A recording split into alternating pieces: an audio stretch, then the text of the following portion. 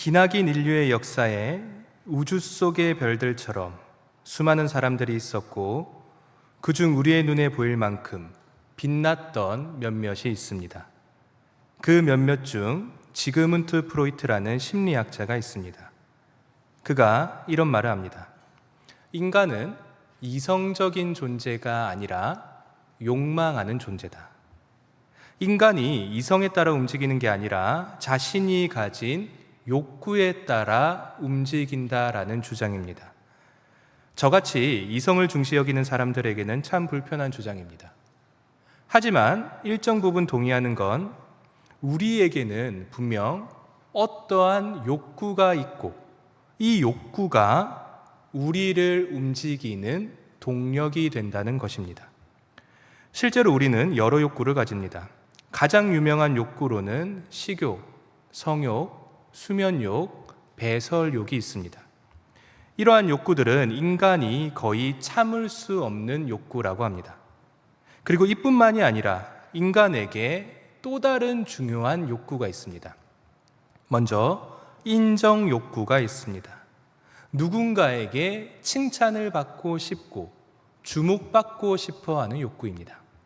두 번째로 소속 욕구가 있습니다. 이와 관련하여 제가 참 좋아하는 문장 하나가 있습니다. 나는 단수가 아니다. 인간이 단수, 즉 홀로 존재하는 것이 아니라 복수, 즉 공동체 속에 존재하고 싶어하는 욕구를 드러내는 문장입니다. 세 번째로 지배 욕구가 있습니다. 어떤 공동체에 속해 있는 것만으로 만족하는 것이 아니라 그 공동체를 지배하고 통제하고 싶어하는 욕구입니다. 네 번째로 표현 욕구가 있습니다. 공동체 속에서 그냥 가만히 있는 것이 아니라 내 생각을 말하며 내 감정을 드러내고 싶어하는 욕구입니다.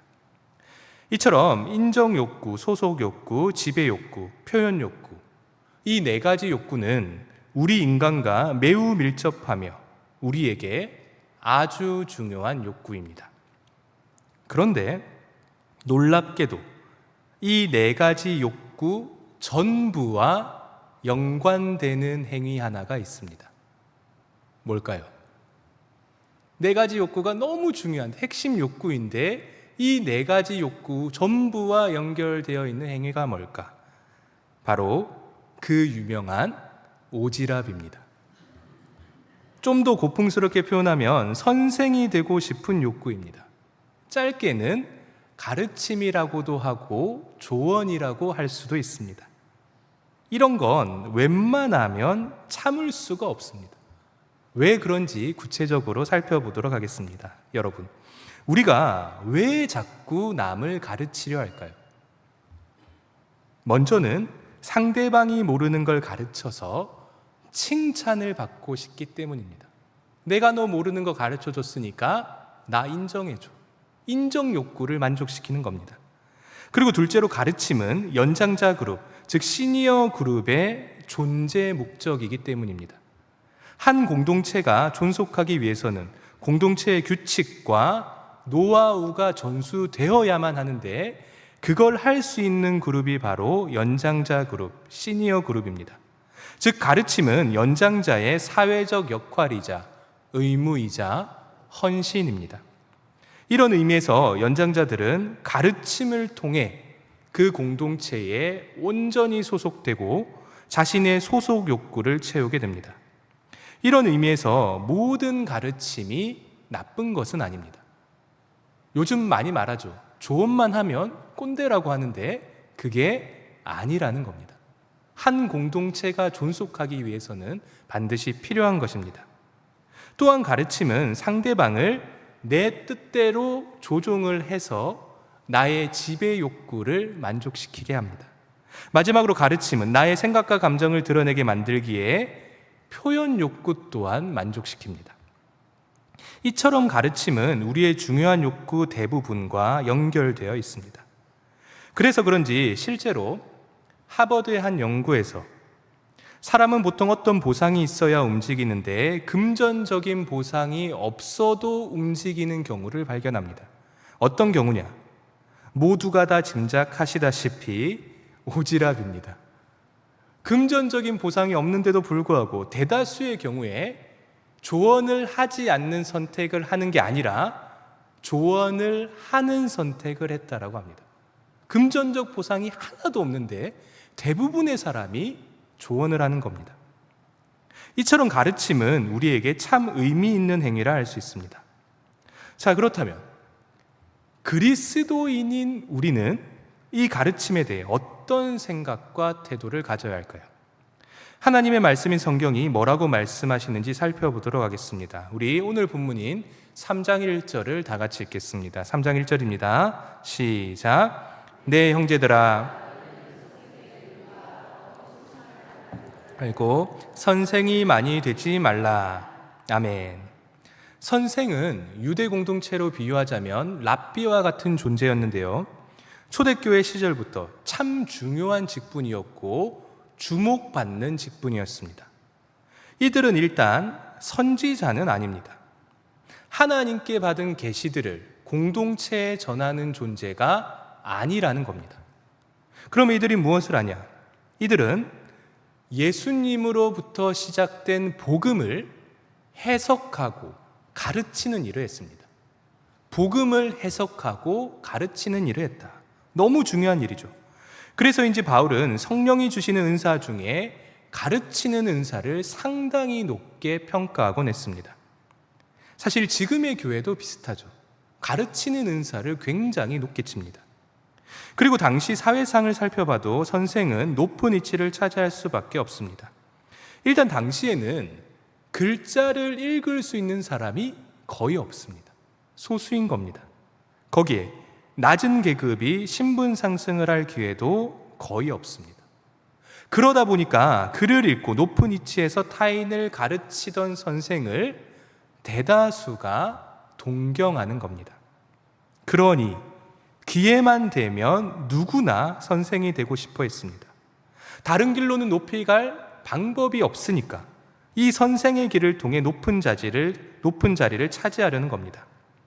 이런 사실들을 알면 야고보가 왜 그토록 선생이 되려는 자들에게 충고했는지 알 수 있습니다. 성도들이 선생의 본질이 아니라 위치만 보고 기본적인 영적 자질도 안 되는데 선생이라는 지위를 추구했던 겁니다. 이때 야고보가 단호하게 말합니다. 너희는 더 큰 심판을 받을 줄 알고 선생이 많이 되지 말라. 그렇다면 왜 심판을 더 받을까요? 선생이 되면 심판을 더 많이 받으니까 선생이 되지 말라는 건데 왜 심판을 더 받을까? 이유는 간단합니다. 선생은 늘 말을 해야 하기 때문입니다. 말을 하는 직분이기 때문입니다. 여러분, 상식적으로 심판은 실수를 하면 받는 겁니다. 잘하면 받는 게 아니라 실수를 하면 심판을 받죠. 그렇다면 가장 실수가 잦은 경우가 언제일까요? 바로 말을 할 때입니다. 즉, 우리의 혀가 문제인 것입니다. 이 혀에 대해 야고보가 말합니다. 7절에서 8절입니다. 제가 한번 읽어보겠습니다. 여러 종류의 짐승과 새와 벌레와 바다의 생물은 다 사람이 길들일 수 있고 길들여 왔거니와 혀는 능히 길들일 사람이 없나니 쉬지 아니하는 악이요 죽이는 독이 가득한 것이라. 아멘. 이런 내용에 대해서는 여기 모인 모두가 동의를 하실 겁니다. 혀는 능히 길들일 사람이 없다. 그래서 우리 모두가 말에 실수가 있는 겁니다. 길들여지지 않았으니까 마음대로 움직이는 겁니다. 그렇다면 여러분, 우리는 왜 이토록 혀를 제어할 수가 없을까요? 우리가 매번 후회하잖아요. 그 말 하지 말걸. 내가 왜 그 말을 해서. 우리가 왜 이토록 혀를 제어할 수 없을까? 이에 대한 힌트가 8절 중반에 나옵니다. 8절 중반을 보십시오. 혀는 능히 길들일 사람이 없나니 뭐 하는 악이다? 쉬지 아니하는 악이다. 쉬지 아니한다. 원어로 아카타스타토스라고 하는데요. 뜻은 쉴 새 없이 안절부절 못하는 이라는 뜻입니다. 쉴 새 없이 안절부절하지 못하다. 여러분, 우리가 언제 안절부절하지 못합니까? 한번 생각해 보십시오. 내가 언제 왔다 갔다 할까? 언제냐 하면 마음이 하나로 집중되지 못하고 마음이 갈릴 때에 내가 왔다 갔다 하고 여기저기 안절부절 못하게 됩니다. 그리고 이 흔들리는 나의 마음이, 이 왔다 갔다 안절부절 못하는 마음이 내 혀로 드러날 뿐인 겁니다. 즉 혀가 왔다 갔다 하는 게 아니라 내 마음이 왔다 갔다 하는 것입니다. 여러분, 우리는 분명 혀로 긍정적인 말을 할 수 있고 하나님을 찬양할 수도 있습니다. 하지만 우리의 마음, 우리의 중심이 하나님께로 모아져 있지 않기 때문에 내 혀가 왔다 갔다 하는 것입니다. 실제로 9절에서 10절을 보겠습니다. 9절에서 10절입니다. 이것으로 우리가 주 아버지를 찬송하고 또 이것으로 하나님의 형상대로 지음을 받은 사람을 저주하나니 한 입에서 찬송과 저주가 나오는도다. 내 형제들아, 이것이 마땅하지 아니하리라. 아멘. 본문을 읽어보면 읽어볼수록 참 안타깝게 여겨집니다. 너무나 안타까운 우리의 혀입니다. 이처럼 혀는 종잡을 수도 없고 우리는 늘 말에 실수가 있게 됩니다. 그러면 다시 처음으로 돌아가서 오늘 본문과 관련된 핵심 질문을 해보겠습니다. 분명 교회든 세상이든 가르침은 있어야만 합니다. 특히 교회는 예수님이 주신 복음을 잘 해석하고 가르쳐야만 하는 의무가 있고 이 의무를 선생의 자격을 가진 자들이 잘 해내야만 합니다. 그러면 여러분, 누가 선생이 되어야 할까요? 좀 더 노골적으로 말씀을 드리면 누가 참된 선생입니까? 이 질문은 교회의 존폐를 가르는 핵심 질문입니다. 2000년 전의 야고보도 이걸 알고 단호하게 말합니다. 우리 오늘 본문 13절을 다 같이 한번 읽어보겠습니다. 13절입니다. 시작. 너희 중에 지혜와 총명이 있는 자가 누구냐? 그는 선행으로 말미암아 지혜의 온유함으로 그 행함을 보일지니라. 아멘. 너희 중에 지혜와 총명이 있는 자가 누구냐? 이게 무슨 말이냐면 너희 중에 선생이 누구냐? 앞에 나와 보라는 야고보의 외침입니다. 그렇게 앞으로 나온 자들은 반드시 자신을 증명해야 하는데요. 그 증명은 다른 무엇이 아니라 선행과 지혜의 온유함으로만 가능합니다. 우리는 보통 가르치는 자의 자격 요건으로 학위나 학벌을 봅니다. 이러한 점은 고대인도 마찬가지입니다. 고대의 사람들은 당시 최고의 학문이었던 수사학을 기준으로 봅니다. 당시의 언어인 헬라어를 얼마나 유려하게 사용하는가, 문법적으로 얼마나 아름답고 완벽하게 구사하는가, 또한 화려한 웅변으로 얼마나 감동케 하는가, 또한 얼마나 논리적으로 대중을 잘 설득하는가. 즉 당시의 혀가 기준인 겁니다. 하지만 야고보서는 단호하게 말합니다. 아니다. 기준은 혀가 아니라 선행과 지혜의 온유함이다. 먼저 선행입니다. 야고보서 2장 14절과 19절을 보겠습니다. 제가 한번 천천히 읽어볼 테니까 눈으로 따라오시기 바랍니다. 내 형제들아, 만일 사람이 믿음이 있노라 하고 행함이 없으면 무슨 유익이 있으리요? 그 믿음이 능히 자기를 구원하겠느냐? 내가 하나님은 한 분이신 줄 믿느냐? 잘하는도다. 귀신들도 믿고 떠느니라. 아멘. 쉽게 말해서 행함이 동반되지 않은 믿음은 가짜라는 겁니다. 예수님 또한 분명 말씀하십니다. 나더러 주여 주여 하는 자마다 천국에 이르는 것이 아니다. 다만 하늘에 계신 내 아버지의 뜻하는 대로 행하는 자라야 들어가리라.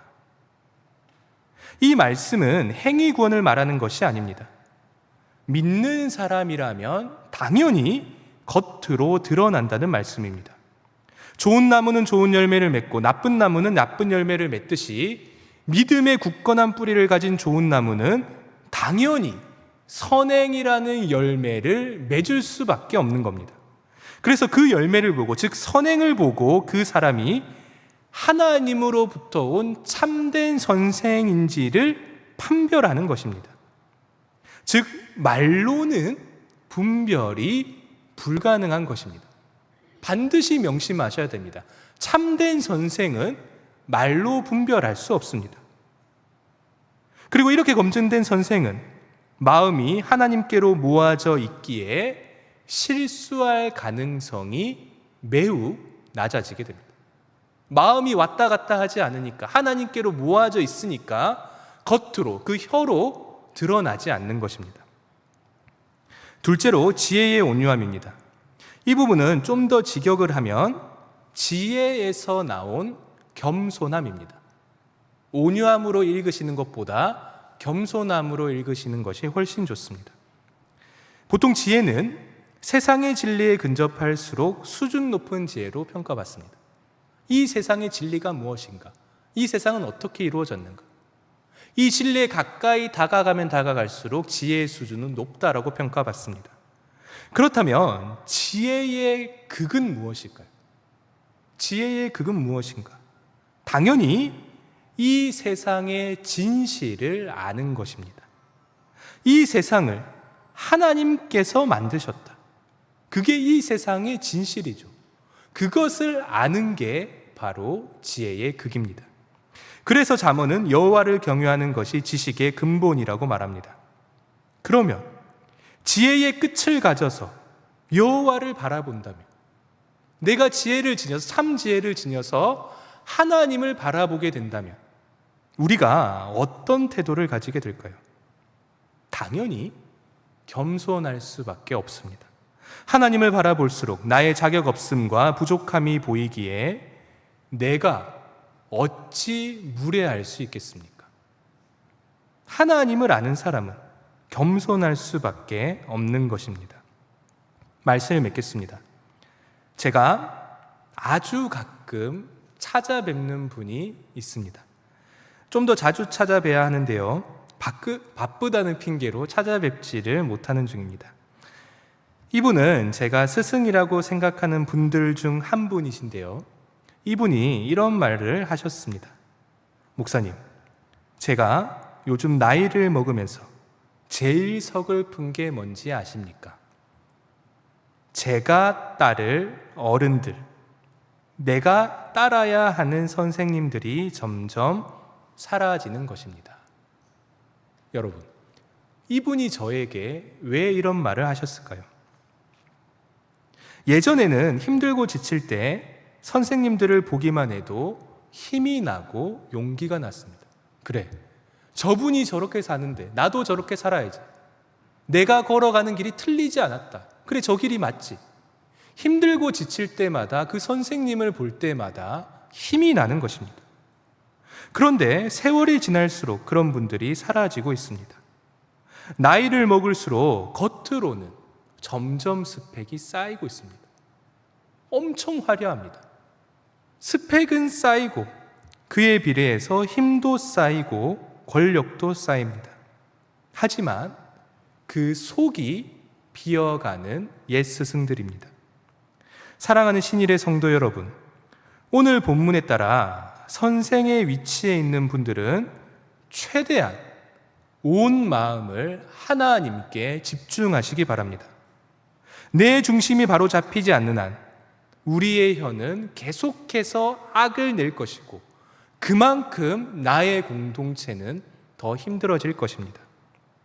그리고 선생의 말을 듣는 위치에 있는 분들은 오늘 본문을 보시고 참된 선생이 누구인지 분별하시기 바랍니다.